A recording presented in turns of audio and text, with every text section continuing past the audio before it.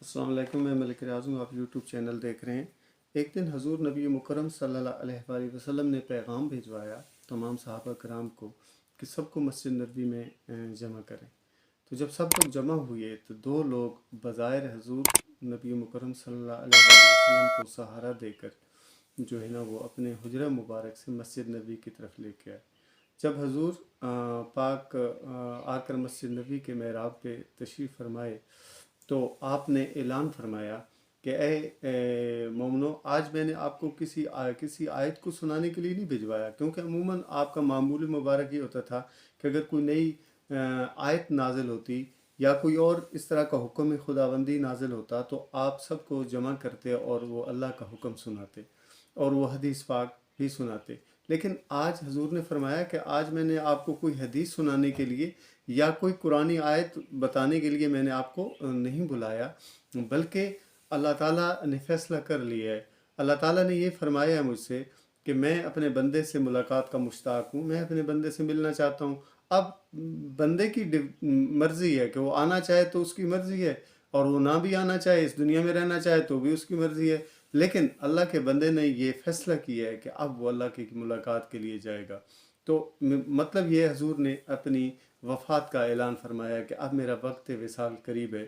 تو اس وقت وصال کے کیونکہ قریب ہے تو حضور نے فرمایا کہ میں نے آپ کے درمیان بہت سال گزارے ہیں، بہت ٹائم گزارا ہے، میرے قول کی وجہ سے، میرے فعل کی وجہ سے، میری ہاتھ کی وجہ سے، میری زبان کی وجہ سے اگر کسی کی کوئی دل آزاری ہوئی ہے، اگر کسی کو کوئی نقصان پہنچا ہے، اگر میں نے کسی کی کوئی رقم یا پیسے دینے ہیں تو مجھ سے ابھی بدلہ لے سکتا ہے، اگر کسی کی رقم دینی ہے تو وہ ابھی مجھ سے مطالبہ کر سکتا ہے۔ سارے لوگ خاموش ہو گئے اور ایک سکوت سا طاری ہو گیا اس پورے ماحول کے اوپر۔ ایک شخص جن کا نام تھا حضرت عکاشہ، وہ کھڑے ہوئی اور انہوں نے کہا حضور، ایک جنگ کے دوران آپ نے مجھے ایک درہ مارا تھا تو میں آپ سے بدلہ لینا چاہتا ہوں۔ آپ نے میری پیٹھ کے اوپر درہ مارا تھا تو میں بھی آپ کی پیٹھ کے اوپر درہ مارتا ہوں۔ تو حضور نبی مکرم صلی اللہ علیہ وآلہ وسلم نے فرمایا ٹھیک ہے۔ آپ نے حضرت بلال کو حکم دیا کہ جاؤ اور حضرت فاطمہ کے گھر میں درہ پڑا ہوا ہے، وہاں سے آپ لے کر آ جاؤ۔ جب وہ حضرت بلال فرماتے ہیں کہ جب میں وہ درہ لینے کے لیے جا رہا تھا تو راستے میں میری آنکھوں سے آنسو آ رہے تھے اور میں بہت زیادہ اضطراب اور پریشانی کے عالم میں تھا۔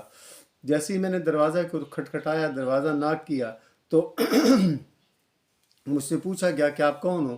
تو میں نے بتایا کہ میں جو بلال ہوں اور حضور نے حکم فرمایا ہے کہ آپ کے گھر میں درہ پڑا ہوا ہے اور وہ مجھے دے دیجئے، وہ مجھے عنایت کر دیجئے۔ تو حضرت فاطمہ نے فرمایا کہ کوئی جنگی حالات نہیں ہیں، کوئی اس طرح کے مسئلے نہیں ہیں، حضور نبی مکرم صلی اللہ علیہ وسلم کی طبیعت مبارک بہت زیادہ ناساز ہے، تو ایسے حالات میں درے کی کیسے ضرورت پڑ گئی؟ یہ تو جنگ کے اندر یوز ہوتا ہے کہ کبھی کبھار آپ کسی کو انسٹرکشن دے رہے ہیں، کسی کو ہدایات دے رہے ہیں تو آپ کو وہ ہاتھ میں لے کر آپ نے وہ لوگوں کو بتانا پڑتا ہے، ٹھیک ہے۔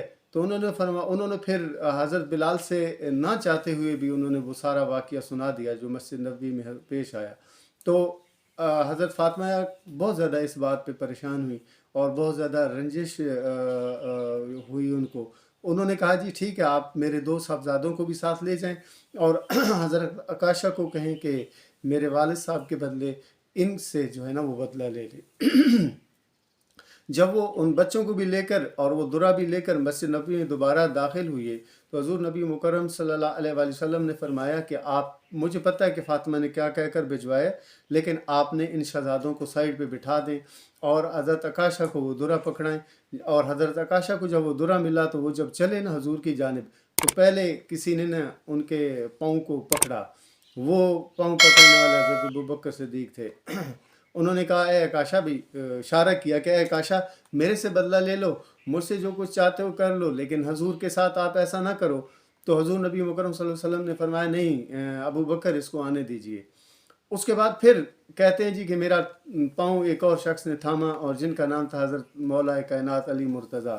تو اس دفعہ بھی حضور نے فرمایا کہ نہیں علی، اس کو آنے دو، عکاشہ کو آج آنے دو۔ جب عکاشہ حضور کے قریب پہنچا تو اس نے کہا یا حضور جب آپ نے مجھے درہ مارا تھا نا تو میری پیٹھ ننگی تھی، تو میں بھی یہی چاہتا ہوں کہ آپ جو ہے نا اپنی پیٹھ مبارک کو سے پردہ ہٹاؤ تاکہ میں آپ کو درہ مار سکوں۔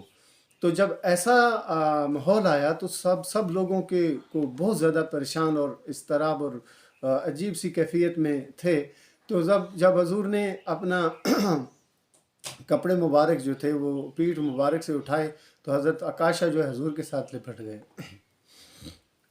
اور یہ ایک ایسا منظر آ گیا، ایک ایسا نظارہ ہو گیا کہ سب لوگوں کی چیخیں اور داڑھیں نکل گئیں. اس پہ انہوں نے یہ کہا کہ یہ کون شخص ہے جو حضور کو مارے گا. میں تو یہ چاہ رہا تھا کہ میں حضور کو چوم کر حضور کے ساتھ گلے لگ کے میں جو ہے نا اپنی آخرت کو بہتر کر سکوں، میں اپنی آخرت کو سنوار سکوں. یہ صحابہ کرام کا حضور نبی مکرم صلی اللہ علیہ وآلہ وسلم سے پیار اور عشق اور محبت ہے جو مختلف مواقع پہ مختلف انداز سے ظاہر ہوتا ہے.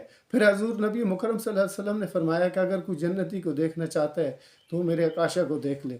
یہ حضور نے پھر اس کے بدلے میں اس کے ریوارڈ میں اس کو دنیا کے اندر ہی جو ہے نا جنت کے خوشخبری سنا دی. تو حضور نبی مکرم صلی اللہ علیہ وسلم کی محبتوں کو اپنے دل میں جگہ دیجیے، اپنے جو ہے نا قول و فعل کے اندر جگہ دیجیے، اور حضور پاک صلی اللہ علیہ وآلہ وسلم کی ذات پاک پر جس قدر ہو سکے جتنا ہو سکے درود پاک کا نذرانہ پیش کر دیجیے. مجھ ناچیز کو اپنی دعاؤں میں یاد رکھیے. شکریہ.